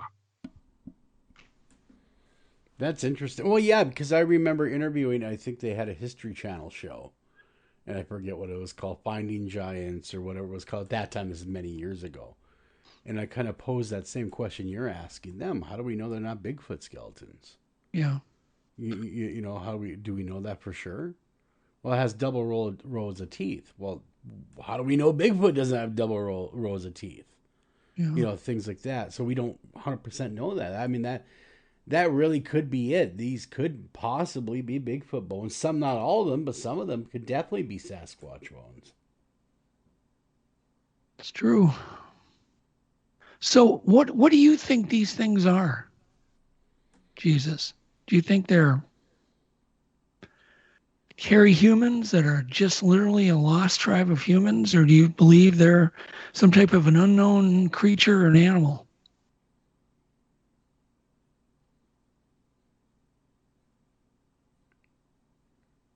Oh, he is with us. He's just muted at the moment. Jesus is on the move. I see him in his camera. That happens. That does happen. I hope you hear me now? Yeah, we can hear you. We can. I don't know if you heard my question. What do you think these things are? Yeah, no, I did hear your question. I think to put aside all, like current speculation, I guess, I think that they're the first versions of humans. That we came second. Because going by historical accounts, I think that we were created, and they were created for slave work, working mines, collecting gold, that sort of thing. So I think that they are the first version of us, superhumans. They were created to be super strong, to do the work, and they caused a lot of problems, rebelled, and they made us instead a little bit easier to control. That kind of goes into the theory of ancient aliens, is what you're saying. Yes, but at the same time, I do believe in God and the creation story, but I just think a whole lot of it's been edited out, and we're only being told what they want us to know. Mm-hmm. But yeah, that's what I think they are. I think they are a type of human from what the DNA says. That's why they have a language. They were banished from to ever mingle amongst men, never again. And they were banished around the world to the depths of the forests. So they're still there. It's interesting. You had mentioned your Bigfoot that you had filmed, and I did see the footage, actually quite impressive. It's far away, but you can clearly see features that, in the way it's walking. you can see it's quite tall. The grass that normally would, come up to my chest is just barely on this thing. But I just, a listener just wrote me and said that they took a report on Whitley Island of a Bigfoot that was seen in the old growth trees, just sitting there watching cars go by. And you had mentioned your sighting was near a road. Right. Yep. Yeah, Doug, you saw one on the side of the road as well. Yeah, I did so too. I mean, it kind of seems to be a theme here. Yeah. Sides of roads. I'm actually doing because as you mentioned, I'm do a YouTube channel. My next video that I'm putting out is about Bigfoots being close to cities, coming in cities, and that they're not just deep in the forest. That they take, because they are smart. They know what they're doing, and they're the best survivalists you'll ever get to see or know, and that they're taking full advantage of what we do, and they understand how we treat our homeless people and how we view them. It's very interesting. And a lot of homeless people do see Bigfoot, and the Bigfoot seem to not really care. Mm-hmm. Sure. I have a feeling we're going to lose him. We may, but I mean, that's an interesting theory. Bigfoot coming in. Have you ever really looked at any videos of the forest in New Mexico? It's actually really interesting. I mean, they're thick. They're not like what it's it's thick like ours in Minnesota. Some ways. Yeah. I was in Bunker, I think it's called Bunker Hills Park the other day, and I was just exploring the park and areas I had never. It's a state forest area, but it's kind of a weird area because there's sand dunes and hills in an area that's completely surrounded by, flat ground. And I don't know how many acres are in Bunker Hills State Forest, but oh God, maybe 50,000. But I was driving through these hills and I was going, God, this looks like New Mexico. Right? Yeah. Right down to the sand dunes. And but it's beautiful. Absolutely beautiful. New Mexico is interesting because it's a state of change. You know what I mean? Because you could go so many miles and be in mountains, and you can go so many miles, like he was mentioning, be in sand dunes or be here or be there. It seems like the kind of state that the terrain changes so much, you get a little bit of everything. Yeah, it's kind of a lot of edges in New Mexico. And not only these creatures, but just animals in general are attracted to the edges. Yeah. So there's a lot of wildlife that thrive in New Mexico. Well, when you think about it, hunters will tell you, usually when they shoot deer, it's on the edge of a field. Yeah. It's an edge. Animals are attracted to the edge. I think because of a lot of reasons. They can see. They're still under cover on the edge. There's some safety there in the edge, but yet they're able to see what's going on around them.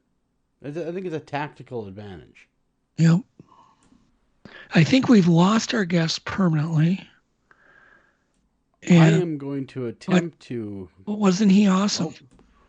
Yes, he was great. And thank you for coming on for the time that you did, Jesus. And we will definitely get you back on the show when we can. It would appear he is not even available online at this point, so we will hook back up with him. It was only a matter of time before we knew the internet would fail. Right. That's the unfortunate part is, sometimes the internet just decides it's had enough. So right before I came on tonight, Joel, I get one of those warnings, on your phone, the weather warning. Oh, yes. Well, lightning. Yes. It was just funny because I'm reading it and it's going, stay away from windows. Do not take your headphones off. And I'm about to put them on and go right next to a window, right? Yeah, you're tempting fate at this point. You're like, whatever, I'm Doug Hijack. And so the question would be, if lightning hit your wiring and you had headphones on or an earbud in, would your brains fry?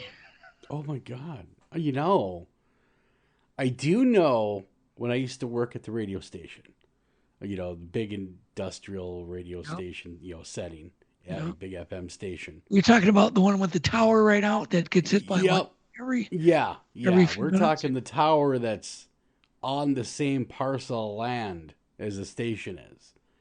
And we would stand and we would look up at this tower during a big storm, and we would watch this lightning hitting the top of that tower. Hitting that lightning rod that was on top, and praying that that lightning rod is doing its job and it's well grounded.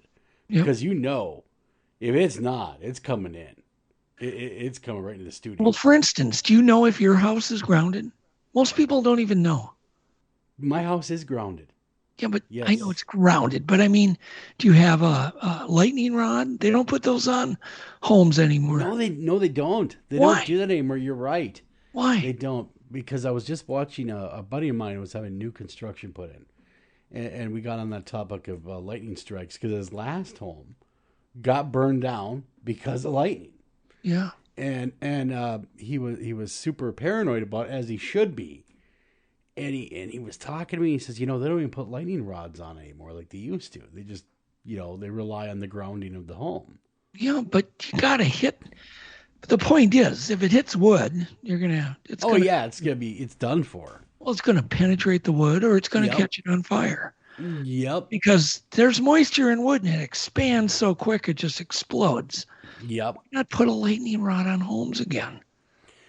They really should. They really should. I can't think the last time I saw a lightning rod on a home. Does yours have one? I doubt it. Hell, if you know kind of thing going on. But every time there's a lightning storm, Joel, I think about it. You think about it every time. Yes, that's like thinking about getting auto insurance. Oh my God. There was one time, me and my friend Ron Carlson were putting up a dish, one of those Spectrum dishes, on my roof during a lightning storm. And I'm like, I think we should probably go down, Ron. And he's like, well, let's just finish up. And like a dummy, I'm listening to him going, okay, whatever. And we got it installed. But I think about how stupid that was. Oh my God, you could have been roasted like a hot dog up there. Well, people think when you get hit by lightning, you get like jolted back. What they don't tell you is that you get first, second, and third degree burns all over your body. Yes. I knew a good friend of mine. We were camping. And we must have been 15, 16 years old. Yep. He was hit by lightning. And he had a burn mark on his shoulder and a severe burn mark on the bottom of his foot. That meant that lightning hit him in the shoulder, passed through his body, and exited his foot. And I remember the storm because, we were kids. We didn't know anything about, safety in the lightning storm and camping in the lightning and stuff like that. We didn't care. But he actually was hit by lightning. Thankfully, he didn't die. And thankfully, it wasn't, anything horribly serious, because had it been gone the other way, he wouldn't be here today. Yeah, well, but he had those burns that you're talking about, one in and exit. Static is unpredictable. Mm-hmm. Especially when you're dealing with 1,000,000 volts. Yeah, 1,000,000 volts, and you just don't know how it's going to play out in the end. But what a great hour plus, hour, we're about an hour, maybe shy of an hour and a half, really talking about Jesus. I'm still showing him here. Jesus, are you there? Let me go ahead and we will attempt to add him so we could finish up our conversation with Jesus. And if you guys just hold tight, we will continue to entertain you with our mishaps of of things that we might have done that were questionable. Like playing around lightning storms. God, I was fishing with Ron Shera from Minnesota Bound one time. We were up in Canada, and we're in a boat. There's a big lightning storm. So we pull the boat up to shore, or get near shore, and I remember my hook sharpener went off because I said, well, how do you know you're about to get hit by lightning when you're in a boat? Yeah. And Ron goes, well, your line will start to float. You'll cast out, and your line will actually float up towards the sky. And he said, sometimes you'll hear vibration. And right when he said that, my fish hook sharpener turned on and was at the bottom of the boat and went zzz. And to see Ron hit the bottom of the boat, he just dived. He thought he was about to get hit by lightning. I said, nope, it's just my Berkeley hook sharpener. I'd love to see Ron Shera diving, doing the dive. I got to get him on one of these days. We can. What's he up to these days? I would imagine fishing, hunting, relaxing. Yeah. He just retired. Yeah, I was going to say he just retired, so it makes you wonder. But, do you ever miss doing? Oh God, yes. That kind of programming like you did. Yeah. It was the funnest time of my life. Yeah. And that show is still on the air, but his daughter has taken over for him. Gotcha. And I never would have ever thought my first show would have ran, 30 30 years. It's still going. You're right. It's still 'cause I going. was just looking that up. It is still going. Minnesota Bound is still definitely going. Yep. Now, I mean, how did that begin? I mean, Doug, as long as we're talking, reminiscing, I mean, how did you get into that project? Oh my God. Okay. So I had never done TV in my life. And I hooked up with a Kurt Hennig. We just got a message. Kurt Hennig, as in the wrestler? Kurt Hennig? Mr. Perfect from WWE. Yep. Kurt was doing my TV commercials for me. So we got to know each other. And we were in a bar one night. Do we have him or do we not? I am working on that right now. So you keep a talking. All right. So we were in the bar drinking, and I said, wouldn't it be cool to do a fishing show? And Kurt's like, yeah, that's what I wanted to do, whatever. So me and Kurt started a show called Fishing Mayhem. Mm-hmm. It was just Kurt and a bunch of these WWE wrestlers fishing. And you can imagine, right? Yeah. Talking these guys in character, more or less. And so it was funny. It was fun. And about then, I saw Ron Shera. It was me and Kurt were at the celebrity trap shoot. And I saw Ron Shera sitting by himself on a bench. And I sat down next to him and introduced myself. I said, hey, Mr. Perfect wants to do a shoot-off with you. And he was a real athlete, though. See, I knew Kurt Hennig as well from my time with AWA doing some of the color commentating and interviewing. Yep. So he was the legit deal. He was a legit athlete. But his kind of thing was that he could do every sport. Basket in one, golf ball and golf hole in one. Everything. But that was the premise of our kind of comedy, that he would be bragging in the boat, but he would always get outfished. So Kurt, he had a great sense of humor. I loved him. And so we did this show, but then I met Ron. Ron participated in the Fishing Mayhem because Kurt was challenging everybody. He could outshoot anybody, including John Satterwhite, the trick shot shooter. So we did that. We did the little TV thing, and I got to talking to Ron. We exchanged cards. Found out Ron lived 2 blocks from me, up in Andover. Really? So I invited him over for a brandy, and on a napkin, Minnesota Bound was born. Really? And I'd never done. I'd never done that. Is TV. Amazing. Yeah, because we hadn't got our show on the air. Well, then Fishing Mayhem became part of Ron's show as a little. The audience, not to interrupt you, you may hear the phone ringing. I'm just alerting the audience because we're calling Jesus a cell. But that's how it was born. It was just that organically. Yeah, and hello? There we go. Hey, Jesus, welcome back. Yeah, we got him back. I promise, Doug. We wouldn't leave you hanging. And Jesus, welcome back to the show. And I apologize for any of the audience for any technical difficulties on our end that we're stopping the interview. So no worries. The important thing is we got you back, Jesus. I am here. So when we're... Oh, go ahead, Doug. Well, I was just going to say, so where can people see your work? You've got a YouTube channel that's got a lot of amazing video. What's the name of your YouTube channel? The name of my YouTube channel is Breaking Bigfoot. And gee, how did you ever come up with that name? It's memorable. It's memorable. Suggestion on the internet. No. You took a poll. No, it's memorable. It's catchy. I'm just teasing. And it's so. What do you do on the channel? I mean, are you doing expeditions? Is it like full length presentations? Well, on my channel, I do multiple things. I do some breakdowns on footage that I've seen that I find very intriguing.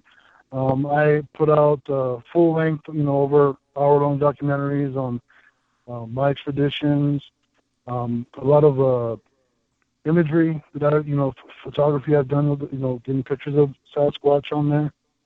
I put forth different videos on their theories, audio. I cover a lot. I did have one of my documentaries is on the DNA study, the genome study we did with UNM Gallup with Dr. Christopher Dyer. And there's a bunch of different things on there. There's a whole bunch of different things of all of my evidence. If I see something that's real I guess popular on the Bigfoot radar, and I think it's a little hokey, I'll do a video on it. If I get commenters or viewers that are very interested in somebody's footage and they'll ask me to do a breakdown on it, I'll do a breakdown on it.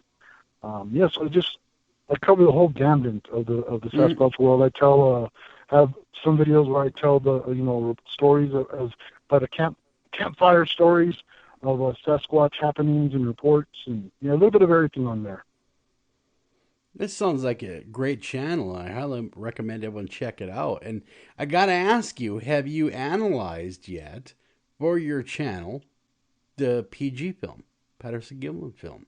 Have you given that a shot yet? I have not done that video yet, but I am putting one together of it. And I just want to make sure I have permission from everybody before I put it out, that from the stuff that I'm using, the imagery, footage, still shots, and all that. I did some enhancements for Doug not too long ago. Yeah. So, okay, so he took a number of stills, Joel, from the film, frame captures, and he's got a way to enhance things. He uses a 3-step process with 3 different apps, isn't it? And it's basically an exaggerated enhancement, but man, does it bring out details. Oh, that would be cool, because now I'm knowing what you're talking about. It's almost like embossing it, like not embossing, but bringing out the details further out at you. Yeah, and we have a name for it, and you have to go to my Facebook page to find out the name that we named it. But it's an amplified enhancement, and it's for to bring out the muscle structure of the Patterson-Gimlin footage. It worked amazing. So if he could take that entire footage, it would be great. And you're going to do that, right, Jesus? Yes, sir. And one of the things I wanted to point out to you, I hadn't got to talk to you about yet, was on one of the images I did for the enhancements on, it shows a really good image of the back. And if you look at the middle area, the middle spine area on the back of Patty, you'll see what looks almost like, a mandrill. Well, the mandrill is, with the blue snout. Yep. How you have those the lines on the snout right there with the blue, almost looks like a muscle. How could I say it? The structure of the muscle, but it's on the back of Patty. There's a small section, looks like a butterfly almost, in the middle of her back, where you can see those same striations. Okay. If you look at a bodybuilder like Mr. Universe or Arnold Schwarzenegger in his heyday, on the back of extreme bodybuilders, you will see that exact same muscle spot over the striations of the muscle right there in the middle of the back. So unless that person that, because they're trying to say that it's a person in a suit, unless you had a skin tight suit and a mega bodybuilder that's and back then they weren't getting to those levels of fat, their fat percentage on stage like they are today. That's one thing I'll be pointing out to you that I'll send you tonight. That nobody's really pointed out. It's on Patty. Yeah, I mean, there just were not bodybuilders back in the 60s. Yeah, they were strong men, but they weren't cut like they are today. No. With the science had been developed. Steroids were not available. Yeah. None of that stuff was available. Doug, it's steroids. So I've got a question from a listener. He wants to know, what sounds have you recorded or heard in the field? Any sounds? Okay, so in the field, I've recorded myself knocks, some whoops. I've actually recorded words. The first time was in my Tootie Creek Bigfoot documentary. It's on my YouTube, and you'll hear whistling back and forth. There's about 4 to 5 of them in the bushes, whistling back and forth to me. And I've got that, on audio. And then one of them, while I'm describing, because I found one of their structures, it looks like a little wigwam hut. I call it a structure because I'm talking to the audience, with the camera. They're going, right here, you can see the structure, and from behind me, you hear the word bush. So it says bush to me. Is there a way you could do a compilation? David Ellis of the Olympic Project would love to analyze those sounds. Oh, I'd be happy to do that. And then, Yeah, more recently, where I was this is a little than a month ago, I did another expedition up in the mountains in Bailey Canyon, and one of the viewers from YouTube pointed it out to me. They timestamped it, and I got an audio something. I was the only one out there in the forest, but I'm in an area with a bunch of structures, and something says in a really, really deep voice, "Ikta," which we believe is Apache words. I got to figure out what it's saying, but a real deep voice calls that out to me, says it's Ikta. So I found that pretty interesting. Yeah, if you can get that tape of the words, the spoken words to David, he would be honored to analyze them. Yeah, that's amazing that they're using language. Where they range on the with their ohms and decibel levels. Because I didn't hear it with my own ears, but the camera picked it up. And when it said bush, same thing. I didn't hear it with my own ears. The camera picked it up. And not until later did I, when I looked back at the footage, did I hear it? I had no idea. I was just talking, continuing talking. Almost we're like out of time. We're out of time, Joel. Yeah, we are out of time, but it has been our pleasure to talk with Jesus. And of course, you can catch him. He's got his YouTube channel over there, Breaking Bigfoot. You want to check that out. And you can also see his stuff he's got out there. Movies, of course. You know him. You love him. And, just keep up the great work, Jesus. And we'll be watching, man. And like I said, it's been a lot of fun talking with you. Really enjoyed hearing about your time in the movie business. And I hope to have you on again as a guest real soon. Well, I look forward to part 2. Absolutely. Do you have a website, Jesus, by the way, that they could check out with any of your Bigfoot stuff? I have on just Facebook the Breaking Bigfoot group and my YouTube. I concentrate on just keeping those 2 things. Perfect. For all my So, content. Awesome. Again, Jesus Payan tonight. We've been talking with him, and you have a great one. And Doug, it's been another great show. My gosh, don't they just fly? You're left with a million questions to ask. But until next time, guys, take care of each other, love each other, and keep looking for Bigfoot.